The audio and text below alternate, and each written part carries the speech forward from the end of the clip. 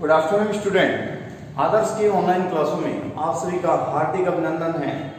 आदर्श की ऑनलाइन क्लासों के थ्रू आप सभी के पास काफ़ी सारे वीडियो आपके सब्जेक्ट से रिलेटेड पहुंच रहे हैं। डेली आपके नए टॉपिक के बारे में हम डिस्कस करते हैं। आपके सिलेबस के अकॉर्डिंग वो सारे टॉपिक चल रहे हैं, तो इसलिए आप जितना ज़्यादा हो सके मेरे वीडियो से जुड़ने की कोशिश कीजिए और अपने जितने भी जो क्लासमेट है उन क्लासमेट को सभी को जोड़ने की भी कोशिश कीजिए। वीडियो को जितना ज़्यादा हो सके उतना शेयर कीजिए ताकि वो हर बच्चे तक पहुंच सके। तो कल जो अपनी बात चल रही थी सेकेंड ईयर की, किसकी बात चल रही थी? राजस्थान की व्यापारिक फसलों की बात चल रही थी। उससे पहले हमने खाद्यान्न फसलों के बारे में बात कर ली थी और कल अपने व्यापारिक फसलों का एक पार्ट आ चुका था, वो भी अगर आपने नहीं देखा तो सबसे पहले उस पार्ट को देखिए, देन हम आगे की तरफ इस वीडियो पर आप आइएगा। ठीक है, जो अपनी चल रही थी व्यापारिक फसलें, कौन सी चल रही थी बेटा? व्यापारिक फसलें अपना चल रहा था। ठीक है, तो व्यापारिक फसलें में कल हमने बात की थी, मूंगफली की बात कर ली थी और किसकी कर ली थी? अपने गन्ने की बात कर ली थी। ये दो फसलों की बात अपनी कल के वीडियो में हो चुकी थी। आगे फिर लिखिए, फिर साथ में ये तिलहन के तौर पर भी ये फसलें आ जाती है कुछ। फिर हम बात करते हैं नेक्स्ट जो फसल है अपनी, वो है बेटा अलसी। कौन सी फसल है? अलसी। तो आप लोग हेडिंग डाल लीजिए, नेक्स्ट जो अपनी फसल का अलसी का, उसके बारे में हम मैटर फिर अध्ययन करते हैं। कौन सी फसल की बात कर रहे हैं? अलसी की बात कर रहे हैं। तो लिखिए अलसी का, देखिए अलसी का उत्पादन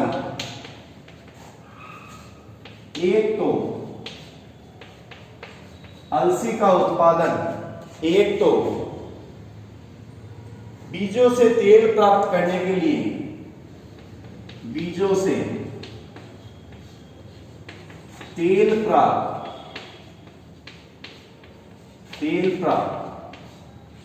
करने के लिए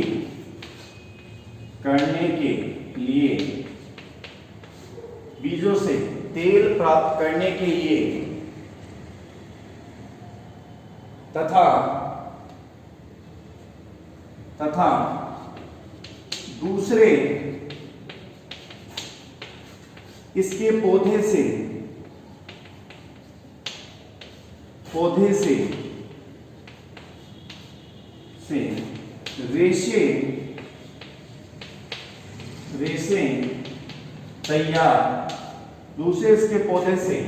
रेशे तैयार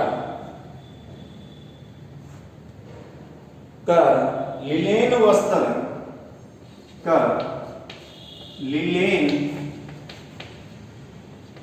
वस्त्र बुनने के उपयोग में लिए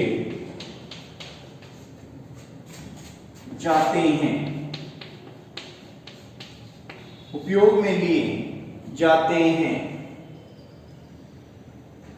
अलसी के लिए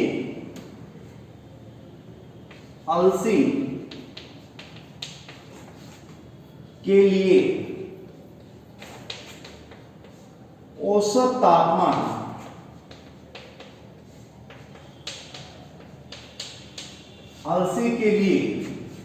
तापमान 15 से 25 डिग्री सेंटीग्रेड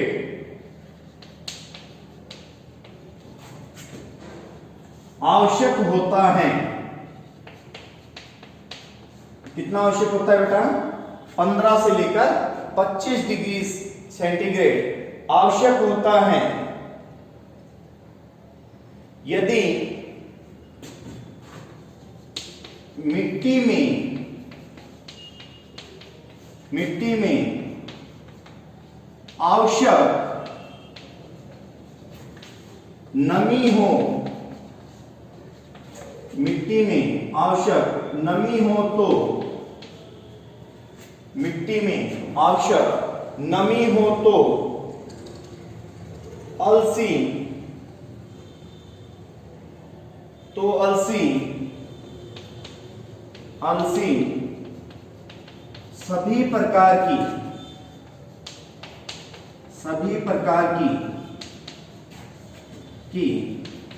मिट्टी में पैदा की जा सकती हैं,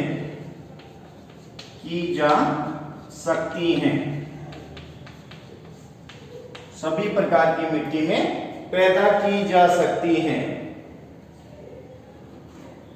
इतनी चीज को समझ लीजिए पहले कि बात कर रहे हैं हम अलसी के पौधे की, कि भाई अलसी के पौधे के लिए क्या चीज की जरूरत रहती है जिसकी वजह से वो फसल आराम से लग जाती है। तो अलसी का जो बेटा वो उत्पादन है, एक तो बीजों से तेल प्राप्त करने के लिए हम उपयोग में लेते हैं अलसी को, दूसरा इसके पौधे से जो रेशे तैयार किए जाते हैं, रेशे से जो लिनेन तैयार किया जाता है उसके उपयोग में ये चीज ली जाती है, लिनेन बुनने के उपयोग में लिए जाते हैं।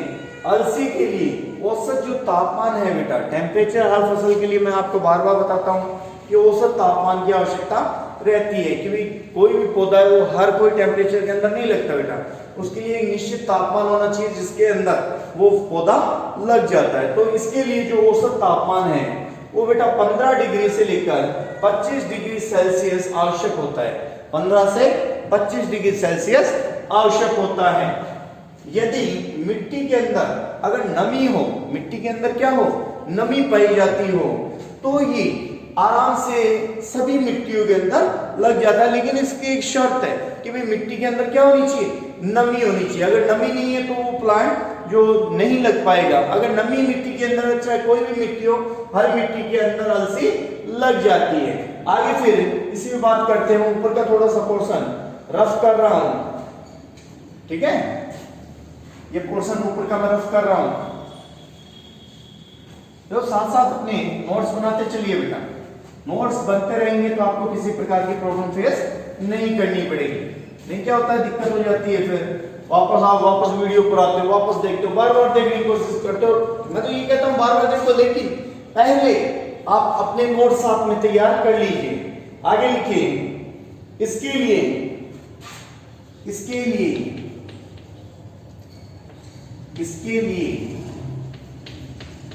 देखो वर्षा की भी आवश्यकता होती है, समझ रहे हो। इसके लिए 75 से 150 सेमी वर्षा की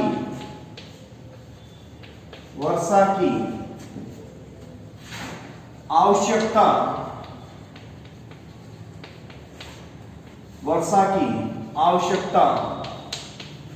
होती है। कितनी होती है बेटा, 75 से लेकर 150 सेमी वर्षा की आवश्यकता होती है। राजस्थान में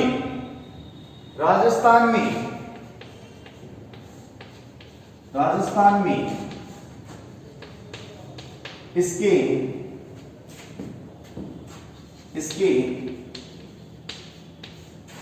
उत्पादक जिले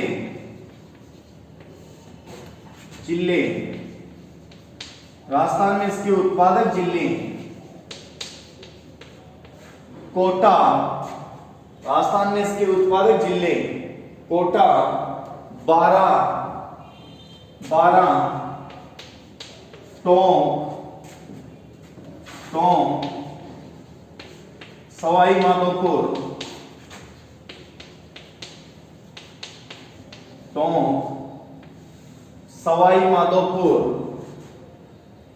करौली,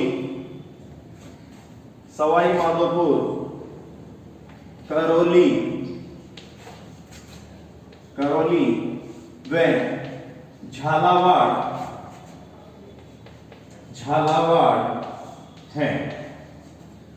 देखो आगे इस चीज को समझ लीजिए, अलसी के प्लांट के लिए 75 से 150 सेमी वर्षा की आवश्यकता है। वर्षा भी चाहिए कि भाई पानी बिना तो कैसे कोई फसल लगती है, तो इसके लिए जो वर्षा की आवश्यकता होती है वो कितनी होती है बेटा, 75 से 150 सेमी। जहां पर वर्षा होती है वहां पर अलसी का पौधा आराम से लग जाता है।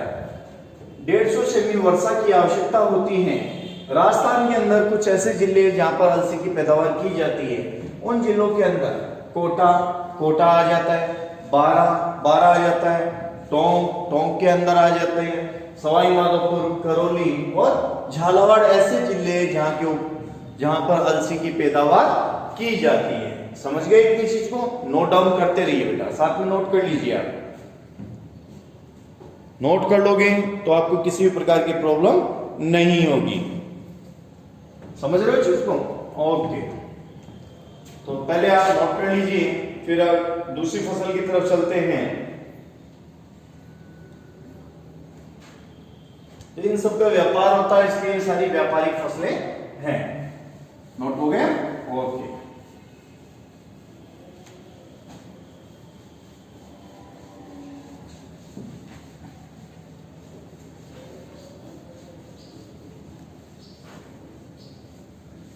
आगे फिर दूसरी फसल की बात करते हैं कि आपके देखो बेटा जो क्वेश्चन आते हैं वो इस अकॉर्डिंग आते हैं कि राजस्थान की खाद्यान्न फसलों के बारे में बताइए, या राजस्थान की व्यापारिक फसलों के बारे में बताइए।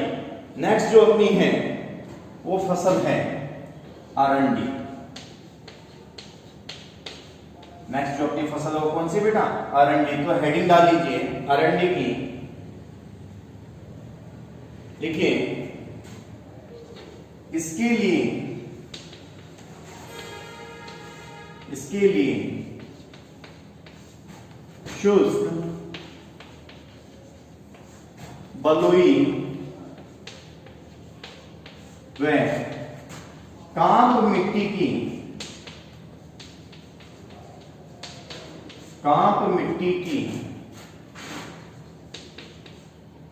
आवश्यकता होती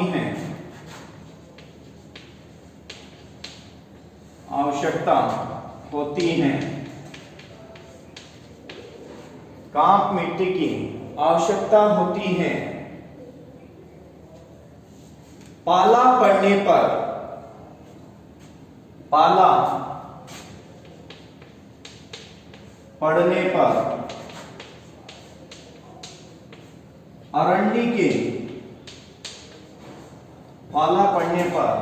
अरंडी के पत्ते सूख जाते हैं। अरंडी के पत्ते सूख जाते हैं, क्योंकि अगर पाला पड़ गया तो अरंडी के जो भी पत्ते हैं वो सारे क्या हो जाएंगे? सूख जाएंगे। और फसलों को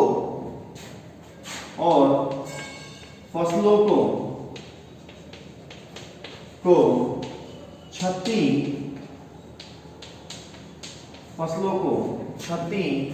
पहुंचती है। फसलों को क्या पहुंचती है बेटा? क्षति पहुंचती है, फसलें खराब हो जाती हैं। साधारणतया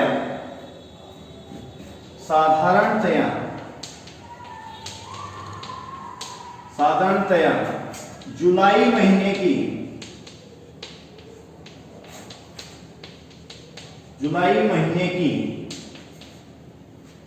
पहली वर्षा, साधारणतया जुलाई महीने की पहली वर्षा पड़ने पर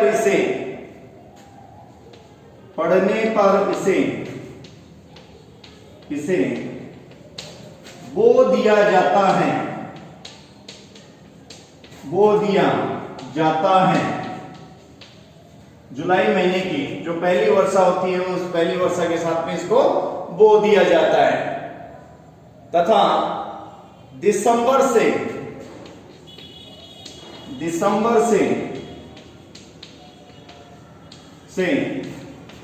मार्च तक इसे काट लिया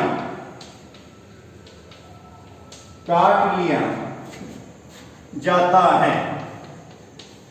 दिसंबर से मार्च तक इसे क्या कर लिया जाता है बेटा?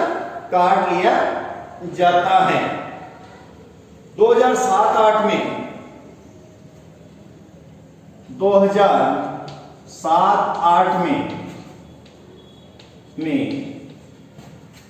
यह फसल 2007-8 में यह फसल 12,000 या 1,26,000 हेक्टेयर, 1,26,000 लिख लीजिए बेटा, 1,26,000 हेक्टेयर पर यह बोई गई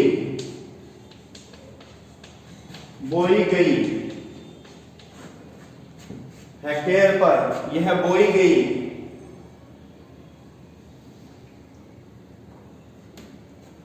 देखो इतना समझ लीजिए। उसके बाद आगे बढ़ते हैं। अरंडी, बात चल रही है अपनी अरंडी की फसल। देखो अरंडी की फसल बेटा शुष्क, अपनी जो शुष्क एरिया है, शुष्क बलुई व कांप मिट्टी की आवश्यकता होती है कि भाई जब भी हम अरंडी को लगाते हैं तो इसके लिए कौन सी मिट्टी की हमें आवश्यकता होती है? शुष्क बलुई व कांप मिट्टी। कौन सी मिट्टी? शुष्क बलुई व कांप मिट्टी की हमें आवश्यकता होती है। पाला पड़ने पर अरंडी, पाला समझते हो ना कि भाई पाला ठंड, पाला पड़ने पर अरंडी के पत्ते सूख जाते हैं, यानी खराब हो जाती है फसल। जब भी अगर पाला पड़ जाता है तो पाला पड़ते ही फसल क्या हो जाती है बेटा? खराब हो जाती है, सूख जाती है। पाला पड़ने पर अरंडी की फसल सूख जाती है और फसलों को क्षति पहुंचती है। फसलों को क्या पहुंचती है? क्षति पहुंचती है, नुकसान पहुंच जाता है फसलों को। साधारणतः जुलाई महीने की पहली वर्षा, जो जुलाई मंथ के अंदर जो दक्षिण मानसून की जो वर्षा होती है, उस वर्षा की बात कर रहे हैं। तो जुलाई पड़ने पर इस फसल को क्या कर दिया जाता है? बो दिया जाता है। जुलाई आते ही जो पहली वर्षा आती है, पहली वर्षा के साथ ही अरंडी को क्या कर दिया जाता है बेटा? बो दिया जाता है। और दिसंबर से मार्च तक इसे काट लिया जाता है। दिसंबर से मार्च तक इसको क्या कर लिया जाता है? इसको काट लिया जाता है। और 2007-8 की अगर बात करें तो 1,26,000 हेक्टेयर पर यह फसल बोई गई। लिख लीजिए इतना, आगे बढ़ते हैं। उसके बाद इतना नोट पहले कर लीजिए, उसके बाद थोड़ा और पोर्शन है इसका, उस चीज की भी हम बात करते हैं। ऊपर का रफ कर दो बेटा, साथ साथ नोट करते रहिए बेटा। नोट करते चलोगे तो आपको किसी प्रकार की प्रॉब्लम नहीं होगी, और नोट नहीं करोगे तो दिक्कत आ जाएगी बेटा। इसलिए साथ साथ नोट हो जाना चाहिए आपका। आगे फिर लिखिए,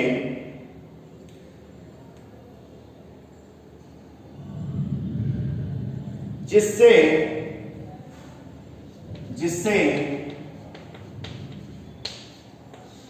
इसका उत्पादन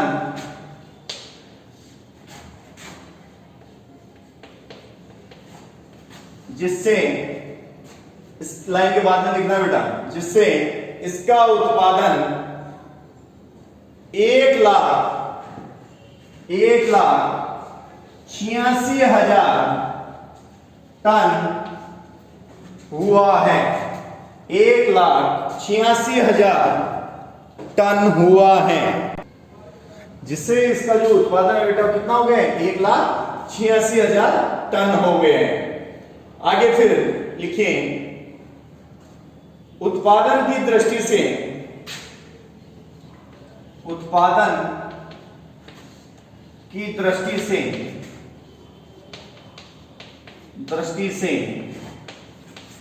जालोर, उत्पादन की दृष्टि से जालोर, सिरोही, उत्पादन की दृष्टि से जालोर, सिरोही, पाली, बांसवाड़ा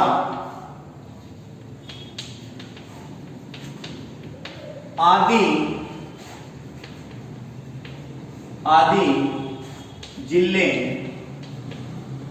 इसके अंतर्गत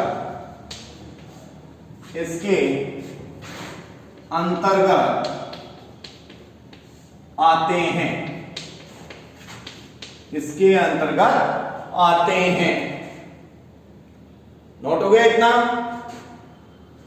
आगे फिर नीचे वाला और रफ करो बेटा।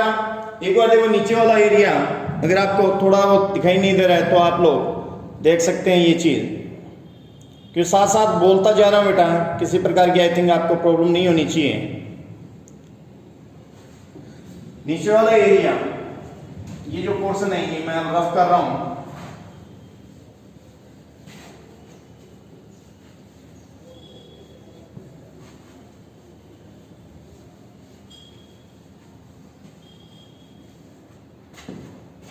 इसके अंतर्गत कौन से जिले आते हैं, इन चीजों के बारे में हमने लिख लिया है। आगे फिर बात करते हैं उच्च अरंडी का उत्पादन, उच्च अरंडी का उत्पादन, उच्च अरंडी का उत्पादन, उच्च अरंडी का उत्पादन बाड़मेर, भरतपुर, बाड़मेर, भरतपुर, नोट करते चलिए बेटा, बाड़मेर, भरतपुर, भीलवाड़ा, चित्तौड़गढ़,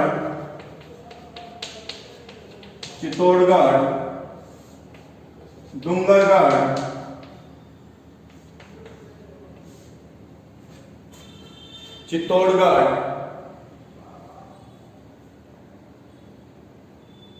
चित्तौड़गढ़, सॉरी डूंगरगढ़ नहीं, डूंगरपुर कर लीजिए बेटा, डूंगरगढ़ तो ये पास और आगे, डूंगरपुर, ये साउथ वाले की बात कर रहे हैं, राजस्थान जो साउथ है, डूंगरपुर, बाराकोटा, आदि जिलों में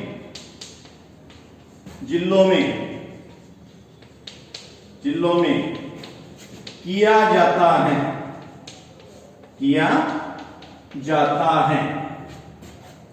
आदि जिलों में किया जाता है,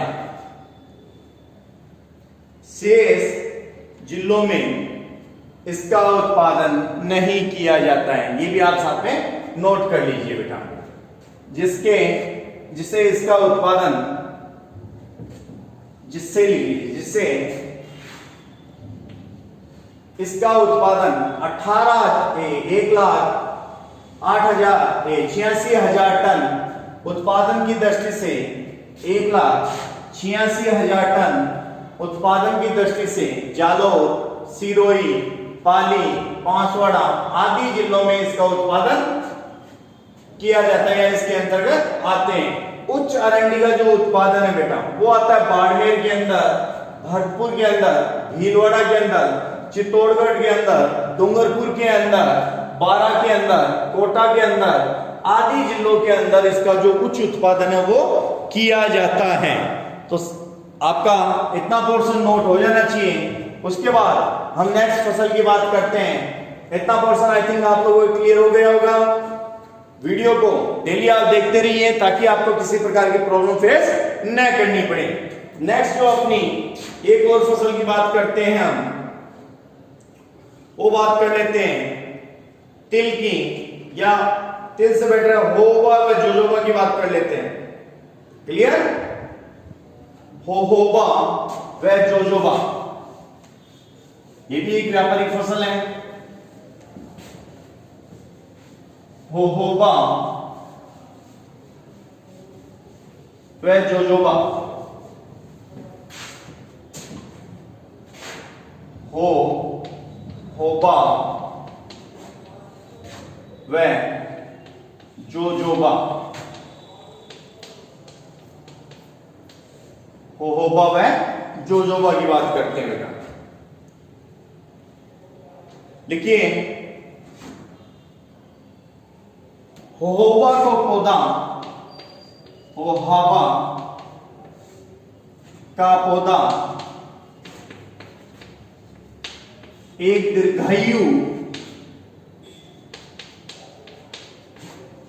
यानी लंबी उम्र का, होबा का पौधा एक दीर्घायु, हमेशा हरा भरा रहने वाला, हमेशा हरा भरा, हरा भरा रहने वाला, हमेशा हरा भरा रहने वाला, पथरीली व कंकरीली भूमि में, पथरीली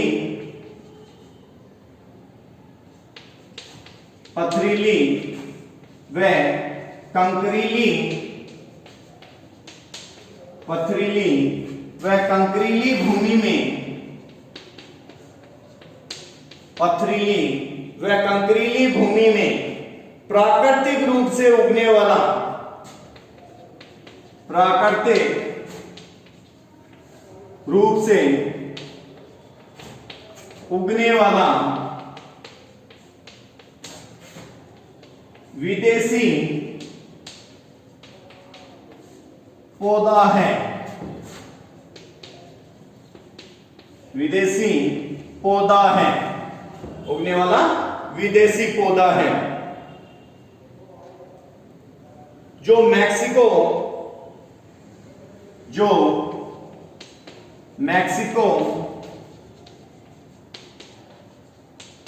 कैलिफोर्निया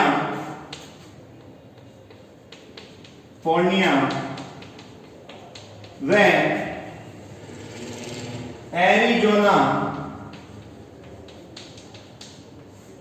एरिजोना के मरुस्थलों में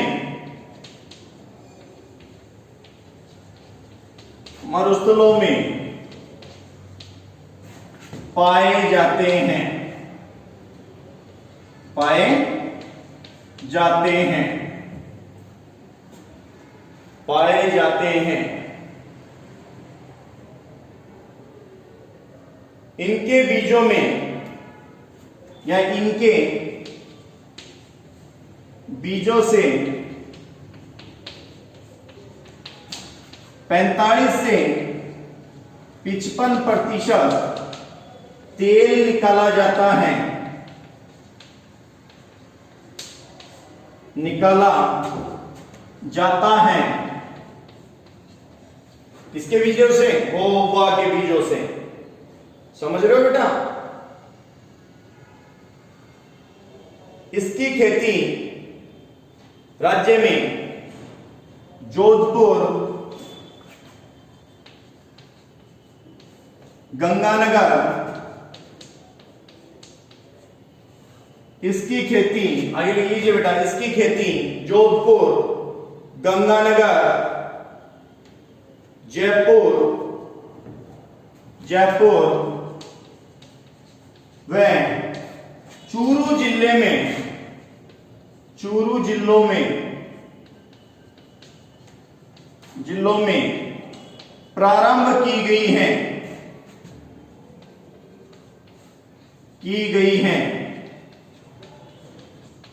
ये जिले जहां पर इसकी खेती प्रारंभ की गई है।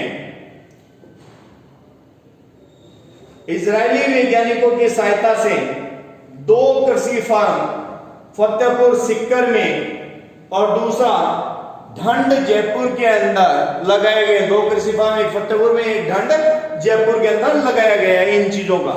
होबा का वापस समझ लीजिए, होबा एक ऐसा पौधा है बेटा जिससे तेल निकाला जाता है और उस तेल से व्यापार होता है। होबा वह जो एक पेट्रोलियम पौधा है, ये चीज ध्यान रखना है। होबा का पौधा एक दीर्घायु, हमेशा हरा भरा रहने वाला, पथरीला व कंकरीली भूमि में प्राकृतिक रूप से उगने वाला, यानी अपने आप उग जाता है। ये विदेशों से आया हुआ पौधा है बेटा, जो अपने आप फिर लग जाता है। एक बार अपने यहाँ पर रिसर्च चल रही है, विदेशी पौधा है जो मैक्सिको, कैलिफोर्निया और एरिजोना के मरुस्थलों में पाए जाते हैं। इसके बीजों से 45 से 55% तेल निकाला जाता है। इसके बीजों से 45 से 55% तेल निकाला जाता है। इसमें जोधपुर, गंगानगर, जयपुर, चूरू जिलों के अंदर इसकी जो खेती है वो प्रारंभ की गई है। खेती प्रारंभ की गई है और इजरायली वैज्ञानिकों की सहायता से 2 ऐसी जगह है, एक फतेहपुर के अंदर और दूसरा ढंड जयपुर के अंदर। इसकी जो जयपुर के अंदर इसका फार्म, जो कृषि फार्म है इसके, वो लगाए गए हैं। क्लियर? नोट कर लीजिए इसको, ताकि आपको किसी प्रकार की प्रॉब्लम ना आए। इसी के साथ अपनी जो व्यापारिक फसलें हैं बेटा वो यहाँ पर कंप्लीट होती हैं। आप लोग अपने इस क्वेश्चन को सिस्टमेटिक तरीके से अरेंजमेंट करके आपके नोट्स आप बना लीजिए और चैनल को लाइक शेयर सब्सक्राइब करना बिल्कुल ना भूलें।